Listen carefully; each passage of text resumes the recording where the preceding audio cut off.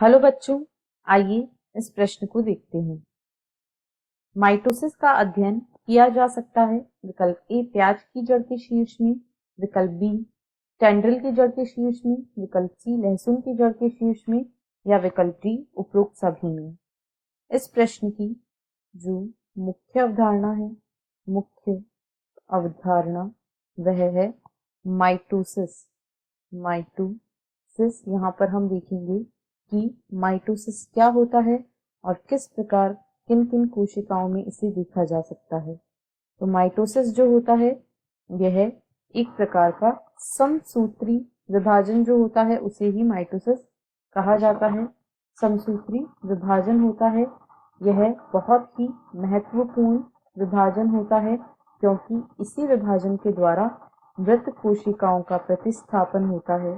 इसी विभाजन से मृत कोशिकाओं का प्रतिस्थापन होता है और साथ ही साथ वृद्धि व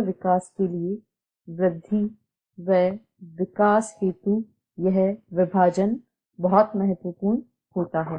यदि माइटोसिस की बात करें तो यह मुख्य रूप से कई कोशिकाओं में होने वाला विभाजन है और जो विभजोतक ऊतक होते हैं, विभजोतक ऊतक ये ऐसे ऊतक होते हैं जिनमें लगातार कोशिका विभाजन होते रहते हैं, लगातार विभाजन होता रहता है। यहाँ पर पुरानी कोशिकाएं प्रतिस्थापित होती रहती हैं और नई कोशिकाओं का निर्माण होता रहता है। इस प्रकार के ऊतकों को विभजोतक ऊतक कहा जाता है और ऐसे ऊतक जो होते हैं वे प्ररोह शीर्ष और जड़ शीर्ष यानी कि मूल शीर्ष में पाए जाते हैं। और यदि ऐसे ऊतकों का अध्ययन किया जाए तो इनसे हम माइटोसिस का अध्ययन आसानी से कर सकते हैं क्योंकि ये वे क्षेत्र होते हैं जहां पर लगातार कोशिका विभाजन होते रहते हैं, यानी यहाँ पर हम माइटोसिस का अध्ययन कर सकते हैं। यदि विकल्प ए को देखें तो विकल्प ए में कहा गया है प्याज की जड़ के शीर्ष में, इसमें भी माइटोसिस का अध्ययन किया जा सकता है।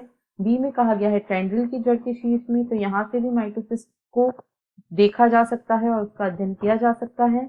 और लहसुन की जड़ के शीर्ष में भी इसे देखा जा सकता है क्योंकि तीनों ही जगह विभजोतक ऊतक होते हैं जो सक्रियता से विभाजित होते हैं और नई कोशिकाओं का निर्माण करते रहते हैं। अतः विकल्प डी उपरोक्त सभी में इस प्रश्न का सही उत्तर है। आशा है आपको प्रश्न समझ आया होगा। धन्यवाद।